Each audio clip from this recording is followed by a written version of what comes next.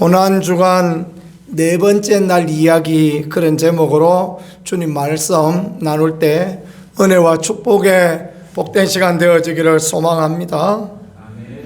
이날 참 많은 일들이 있었습니다. 예수님이 마지막 유월절 식사, 그러니까 우리는 흔히 최후의 만찬이다라고 그렇게 말하는 유월절 식사를 잡수시고, 다음에 제자들의 발을 씻겨주시고, 그리고 겟세마네 가셔서 기도하고 잡히시고, 이런 일들이 이날 안에 이렇게 다 기록되어진 그런 부분입니다. 그래서 이 네 가지 일이 있는데 어떤 제목을 할까 고민하다가 고난주간 네 번째 날 이야기, 그렇게 이렇게 제목을 잡아보았습니다. 첫 번째 생각해 볼 것이 최후의 만찬입니다. 유월절 식사를 어디에서 할 것인가 제자들이 물어보니까 주님께서 가다가 사람 만나서 말하기를, 너희 집에서, 너희 집 그 2층에서 다락에서 주님이 식사하시기를 원한다, 유월절 식사하기를 원한다라고 이야기하면 그 집을 보이실 거다. 그리고 그대로 되어졌습니다. 예수님께서는 그 유월절 식사를 하시면서 떡을 떼어주시고 이것은 내 살이다 말씀하시고, 또 잔을 부어서 포도주를 주시면서 이것은 내 피다라고 그렇게 말씀하시므로 모든 사람을 위하여 대속의 제물이 되신 하나님 아들의 놀라운 사랑과 은혜에 대하여서 그렇게 우리에게 가르쳐주고 있는 것입니다. 이 예수님의 그 최후의 만찬을 통하여서 우리가 그 주의 만찬을 나누지 않습니까? 여러 가지 형태의 생각들이 있습니다. 그래서 이것은 상징이다 생각하기도 하고, 이 떡과 이 포도주가 진짜 예수님의 몸과 예수님의 살이 된다라고 생각하는 사람들도 있고, 여러 가지 약설이 있지만, 그러나 주님께서 우리를 위하여서 이 놀라운 일을 하셨다라는 것을 기억하며 그 정신, 내가 죽어서 남이 살 수 있다면 나는 죽어 없어지는 길을 가더라도 그 길을 가겠다라는 이 예수님의 마음은 우리가 늘 가지면서 살아야 되겠다라는 것을 그렇게 생각해 보았으면 좋겠습니다. 우리 교회도 그렇지만 오늘날은 주의 만찬을 우리가 좀 소홀히 이렇게 여길 때가 많습니다. 초대교회는 늘 주의 만찬을 모일 때마다 먹고 나눔으로써 또 주의 은혜 가운데 그 모진 고난을 이기고 고통 가운데서 주님을 섬기는 그런 일을 하였던 것을 역사적으로 우리는 알 수 있습니다. 사실 카톨릭은 중세 천년을 어떻게 버텨왔냐면 이 주의 만찬 하나 가지고 버텨왔습니다. 그들이 무슨 라틴어로 하는 설교를 알아들을 수 있는 것도 아니고, 교회 안에 여러 가지 성례를 행하였지만 그것이 어떤 인생에 도움이 되는 것도 아니고, 주의 만찬, 그것도 사제가 떡만 먹여주죠. 떡만 먹여주고 또 포도주는 나눠주지 않습니다. 포도주는 또 자기가 마시고 그렇게 하죠. 그러나 이 떡만으로도 중세 천년을 버텨왔다는 것은 오늘 하나님의 교회들이 이 주의 만찬, 그러니까 주님의 잔과 주님의 떡이 얼마나 귀하다라는 것을 생각하며 살아가는 것은 참 복된 일이 되어지겠다 생각되어집니다. 어떤 선배 목사님은 대전서 목회할 때 보니까 선배 목사님은 꼭 저녁에 기도하러 교회 가시면 주의 만찬을 먼저 하고 그 다음에 기도하신다, 그 말씀을 하시더라고요. 자기 혼자 아니면 또 사모님하고 둘이서 또 누가 같이 기도하러 오면 뭐 혼자 하면 혼자, 둘이면 둘, 셋이면 셋이 모여서 주의 만찬을 하는 것입니다. 그래서 떡을 먹고 포도주를 마시고 주님의 죽어주심을 기억하며 기도하는데, 그렇게 은혜가 있고 또 기도의 삶이 풍성하여진다라는 그런 고백을 했는데, 그런 이야기 처음 들어봐가지고 저는 고마워 그런갑다 하고 넘어갔습니다. 최근에 만난 어떤 선배 목사님도 그런 말씀을 하시더라고요. 우리는 매 주일마다 주의 만찬을 하는데 그것이 우리 신앙생활에 실제로 얼마나 도움이 되고 은혜가 되는지 모르겠다라고 그렇게 말씀하시더라고요.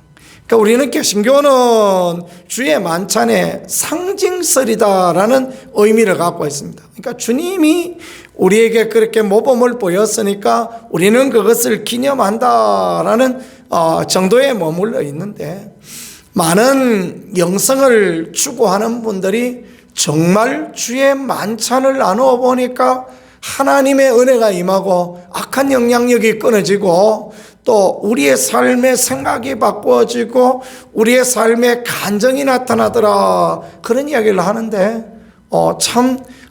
이렇게 자주 주의 만찬을 하는 것도 하나님 앞에 귀하다라고 그렇게 생각이 되어집니다. 그래서 저희도 이번 주 부활주일, 그 다음에 이제 앞으로는 또 성찬절, 그 다음에 또 있죠? 뭐가 있죠? 맥주절, 이렇게 절기를 지킬 때마다 우리가 설교를 조금 줄이더라도 주의 만찬을 하고 또 주님이 우리 위하여 흘리신 그 보배 피와 찢겨주신 주님의 살을 기념하는 것, 참 하나님 앞에 귀하고 복되겠다라고 생각이 되어집니다. 어떤 마음인가가 중요해요. 어떤 분은 그런 고백을 했습니다. 자기가 장로교회에서 이 세례를 받았는데 침례교회에 와서 신학을 공부해 보니까 이 침례가 정말 죽음의 의미, 그러니까 물에 들어감으로써 죽고 또 죽음에서 살아나 부활하는 이 영적인 의미를 깨달으니까 정말 내가 그렇게 되어졌으면 좋겠다, 그렇게 기도를 했대요. 그런데 그 침례를 받고 나더니 술이 완전히 끊어졌다, 그 이야기를 하시더라고요. 이분이 사회생활을 하시고 그러다가 보니까 좀 모임이 있을 때 또 술도 한잔 하시고 그러셨던가 봐요. 근데 그러면서 침례를 통하여서 자기는 그런 일이 있었다 고백하면서 침례도 너무너무 중요하다, 그 얘기를 합니다. 오늘날 우리 개신교에서는 두 가지 성례를 가지고 있죠. 하나는 주의 만찬이고 하나는 침례식입니다. 이 두 가지가 우리 개신교에서 이렇게 이제 인정하는 그 부분인데, 우리가 무엇을 하든지 간에 의미 있게 또 하나님 앞에 최선으로 의미를 가지고 주님이 하실 것을 기대하며 하면 아름다움이 되어지고 축복이 되어지겠다라고 그렇게 생각이 되어집니다. 제자들의 마음 가운데는 여전히 누가 크냐, 누가 인기가 있느냐, 누가 뭐 높임을 받았느냐, 그런 것에 관심이 있는 십자가를 이해하지 못하였지만 우리 주님께서는 십자가에 죽으실 날 죽으심을 대비하여서 제자들에게 그 의미를 가르쳐 주시려고 주의 만찬, 최후의 만찬을 하셨다라는 것을 보여주시니, 우리도 주님의 이 마음, 내가 죽어 가정이 살고 내가 죽어 교회가 살고 내가 죽어 나라가 산다면 나는 그 일에 나서겠다라는 그런 아름다운 믿음을 살아갈 수 있는 우리들 모두가 되어질 수 있기를 간절히 소망합니다. 이게 이제 우리가 읽었던 마태복음 26장에 나온 그런 말씀이고요. 그 다음에 요한복음 13장에도 이 네 번째 날 이야기가 나오는데, 여기에는 식사 후에, 이 만찬 후에 예수님께서 수건을 두르시고 대야에 물을 떠오셔서 제자들의 발을 씻겨주셨다라는 그런 부분을 그렇게 가르쳐 주고 있습니다. 진정한 리더십이 어떤 것인가라는 것을 보여주는 것이죠. 예수님은 하나님의 아들로서 만왕의 왕이요 만주의 주이시지만 그 제자들을 위하여 발을 씻겨주심으로 제자들도 남들의 발을 씻겨줄 수 있는 그런 섬김의 아름다운 모범을 따라갈 수 있도록 주님이 그렇게 하셨다라는 것입니다. 오늘 우리의 삶도 마찬가지입니다. 그게 참 하나님 앞에 귀하고 아름다운 것입니다. 우리 학교 다닐 때 제일 존경받던 교수님은 구약학을 가르치던 정진환 교수라는 분이셨어요. 아주 그냥 대쪽 같은 꼿꼿한 그런 분이셨고, 그냥 설교를 해도 학교에서 가르쳐도 그래 마음에 감동이 되어지고 그런 분이셨어요.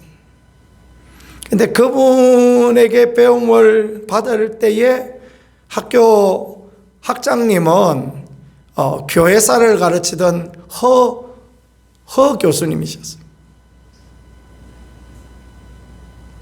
우리는 그 교회사 가르치던 학장님보다 구약학을 가르치던 그 정진환 교수님, 그 어른을 참 더 존경하고, 지금 이제 하나님 나라 가셨는데 더 귀하게 여기고 그랬습니다.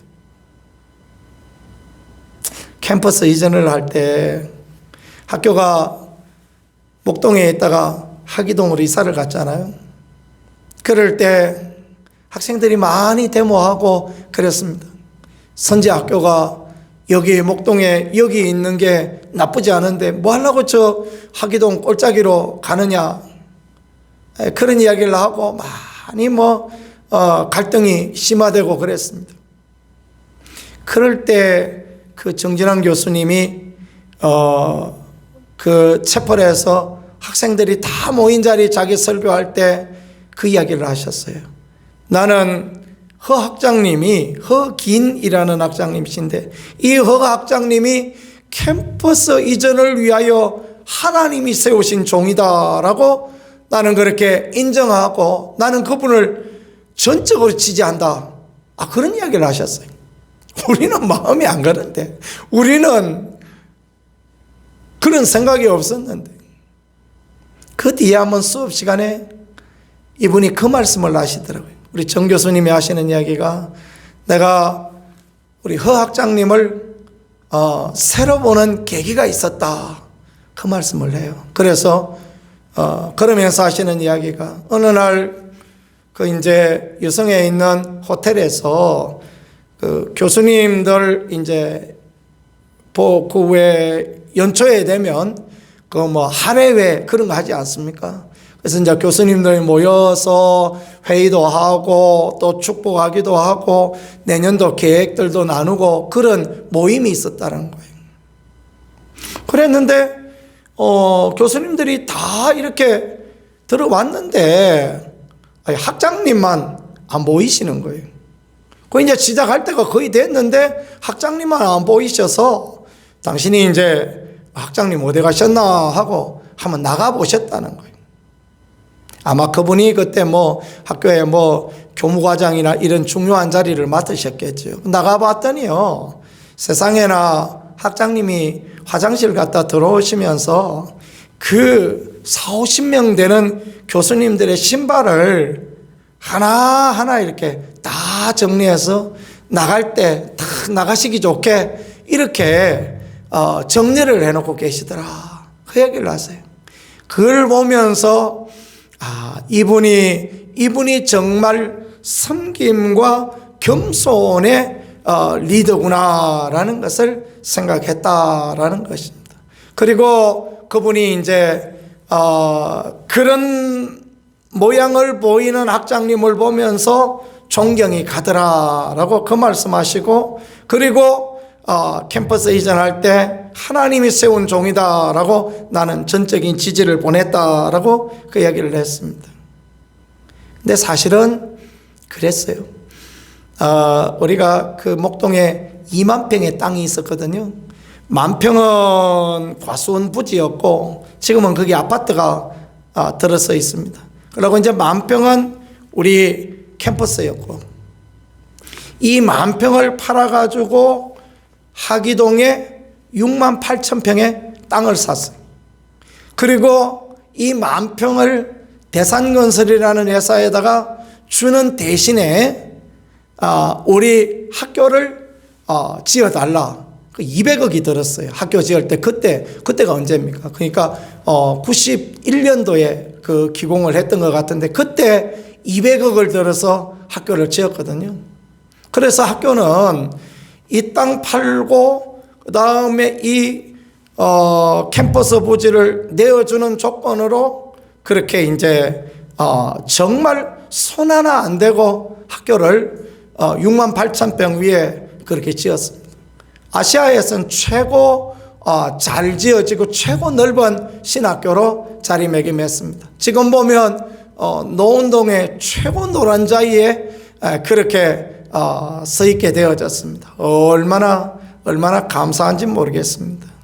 하나님께서 정말 이 섬김의 리더십을 가진 분을 통하여서 침신대를 이렇게 오늘날 귀하게 이렇게 쓰지 않는가라는 거 그렇게 생각해 보니 얼마나 감사한지 모르겠습니다.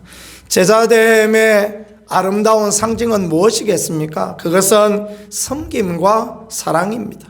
우리가 어떤 능력이 나타나는 게 그게 제자가 아니고요. 정말 예수님처럼 섬기고 예수님처럼 사랑할 수 있는 그 부분.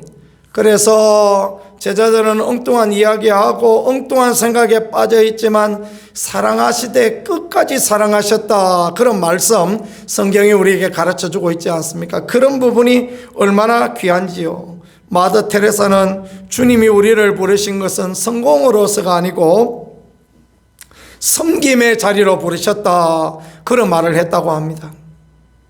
그렇습니다. 그런 마음을 가지고 있을 때 주님 앞에 아름다움과 복됨이 되어지는 것입니다.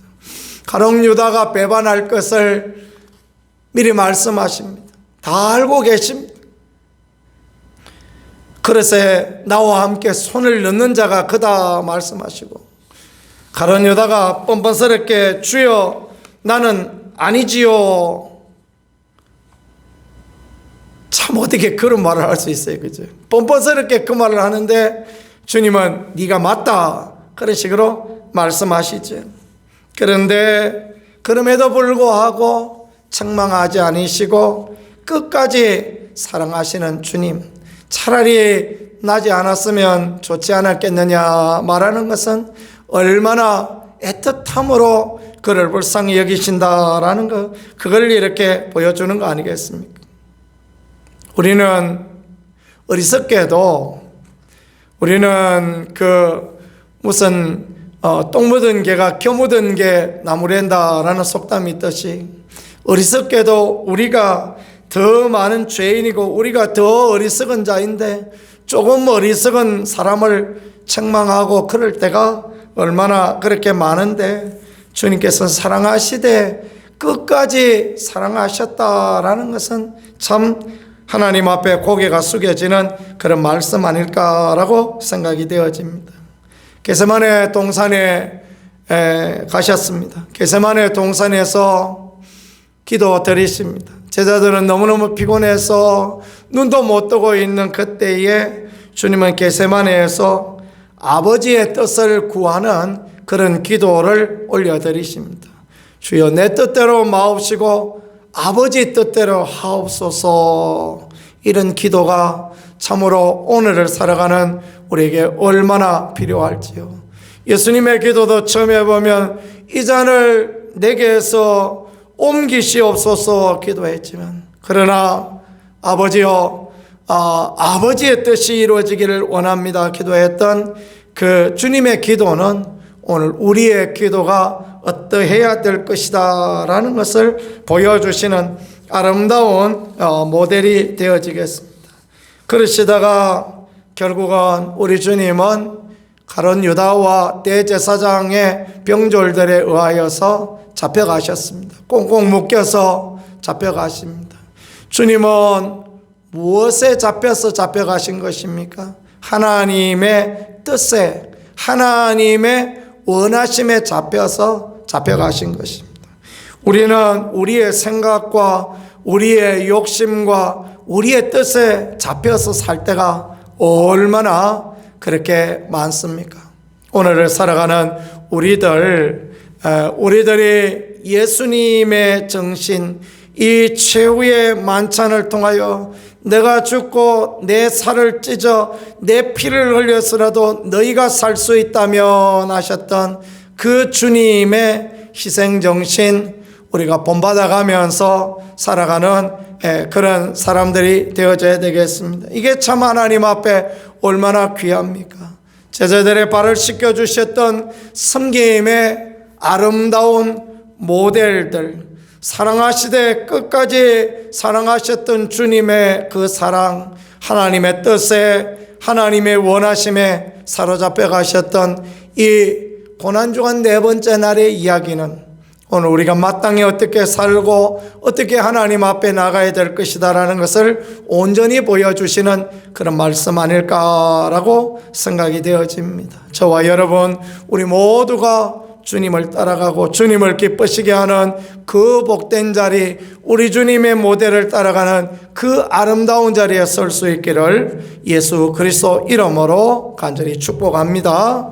말씀을 생각하며 우리 하나님 앞에 같이 기도 올려드리도록 하겠습니다. 주님, 우리가 주님의 희생정신을 따라갈 수 있는 그런 우리가 되어질 수 있게 도와주시고, 겸손하고 섬김의 자리에 서 있던 우리 주 예수 그리스도를 본받아갈 수 있는 우리가 되어질 수 있게 늘 도와주옵소서. 그렇게 하나님 앞에 기도하겠습니다. 하나님의 뜻이 이루어지기를 기도하며 하나님의 뜻에 매여 잡혀 살아갔던 주님처럼 육신의 생각과 인간의 생각에 매여 잡혀 사는 자가 아니라 주님을 따라가는 우리가 되어질 수 있게 은혜를 다하여 주옵소서.